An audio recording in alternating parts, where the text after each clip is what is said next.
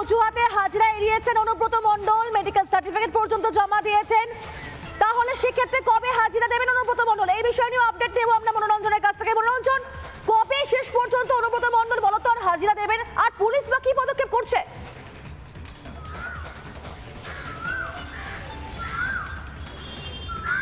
এইটা কিন্তু এখন লাখ টাকার প্রশ্ন যে অনুব্রত মণ্ডল কবে হাজিরা দেবেন।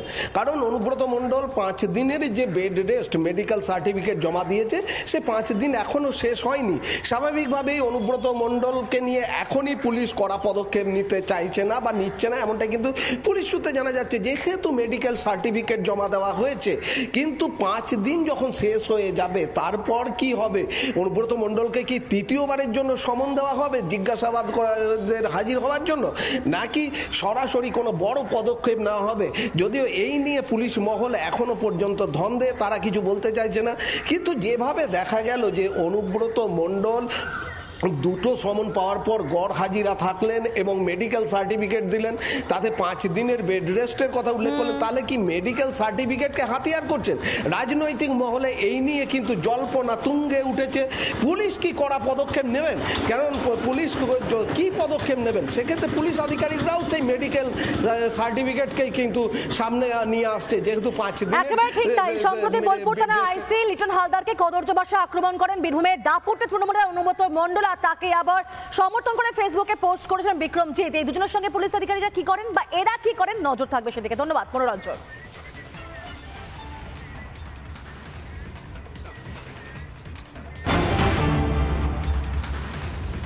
বীরভূমে বহিষ্কৃত টিএমসিপি নেতাকে নোটিশ, বিক্রমজিৎ সাউকে নোটিশ শিউড়ি থানার।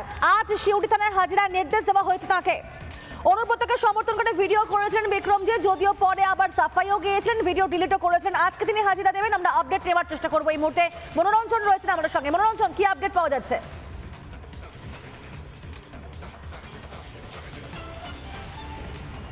দেখো, বিক্রমজিৎ সাউ তৎকালীন বীরভূম জেলা তৃণমূল ছাত্র পরিষদের সভাপতি, কারণ তাকে 6 বছরের জন্য দল বহিষ্কার করেছে। এই বিক্রমজিৎ সাউকে নোটিশ পাঠানো হয়েছিল এবং তাকে তলব করা হয়েছে।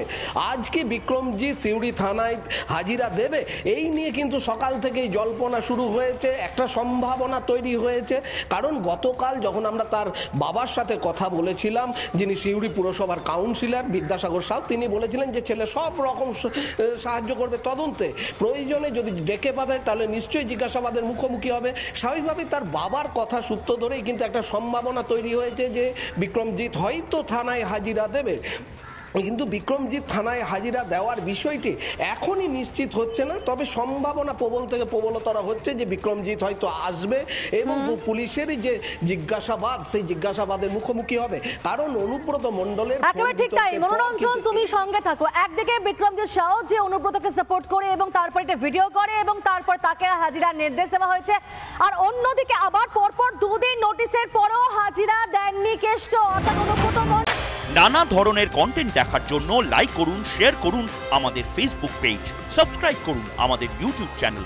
পাশাপাশি অন্যান্য ব্রেকিং নিউজের জন্য অবশ্যই চোখ রাখুন রিপাবলিক বাংলায়।